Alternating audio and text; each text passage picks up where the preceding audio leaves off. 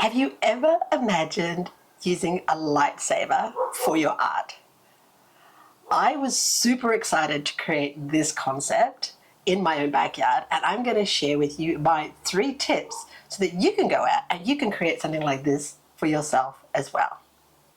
Hey, I'm Melissa, and I am a professional photographer and storyteller, and I am here to share with you the skills, the knowledge, and the craft so that you can go out and create beautiful photographs for yourself.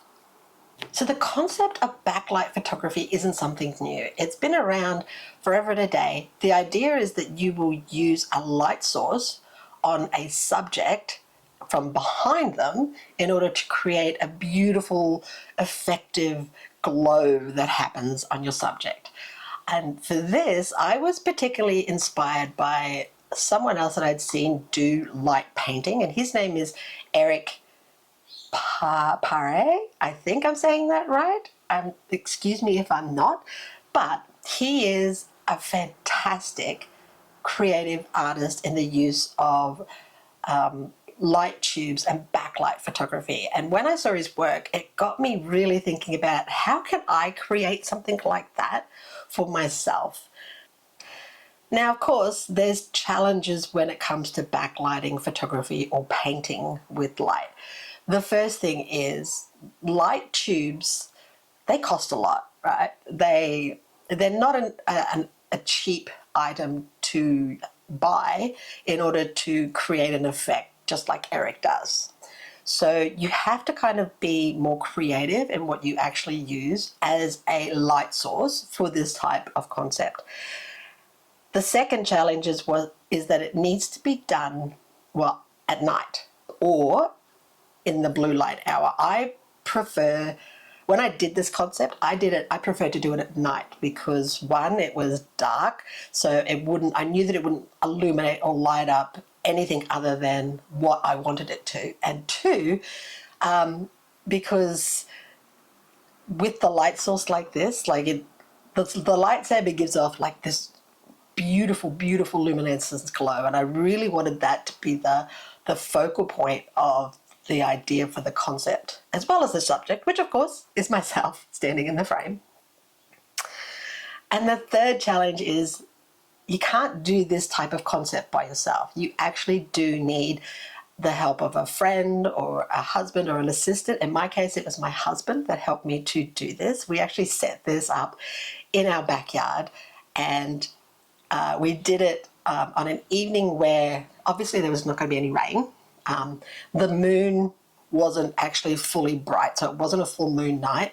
And two, because we also have a fur puppy, we needed to ensure that, when we were actually beginning and starting the process, that she got familiar with what we were doing so she wouldn't accidentally step into the frame or into the light when we were actually trying to create this. So what are the 3 tips in order to create something as effectively as this? So the first tip is you really have to have a clear idea of the posing for yourself or the subject that you're going to have, because when you do this type of work in a backlight, if the person isn't is standing up too straight, it's not an interesting photograph. So there needs to be definitive outlines and good shapes in there that create interest or intrigue to the actual photograph itself. So having a clear idea on the posing or the types of posing that you'd like to experiment with is always a good thing to have. Tip number 2, if you're doing something like this, you're going to need a tripod, because this type of photo you need to use really slow shutter speeds in order to have the light enter longer into the actual camera itself. And when you're using low shutter speeds, there gets some shake. If you do it without a tripod, you will definitely have shake in there, and your image won't be as clear as it needs to be. So you're definitely going to need a sturdy tripod to do it. And the other thing is, when I was doing this, I did not set my camera on timer. You can set your camera on different timer settings, delay timer settings, in order to, delay when the shutter opens and when it closes. I actually used a remote trigger to capture this, and you can't see it, but I actually have it in my lower hand. It's actually down in the frame when I was actually pressing it. So that's an extra bonus tip on top of the other two, yeah? So, and while you're here, please go ahead and subscribe to this channel so I can share with you more ideas and more concepts for your own photography that you can actually go and try out as well. And tip number 3 is to use what you have. I'm not expecting you to go out and like purchase, you know, a lightsaber in order to create something like this, or even light tubes, because like I said, they're expensive. I just happen to have these lightsabers here in my home because I am a huge Star Wars fan and nerd, and I'm a huge, you know, Marvel fan as well. So, and where I'm a collector of things like that. So I have 2 lightsabers. My husband has one, and we use my lightsaber in order to create this type of effect.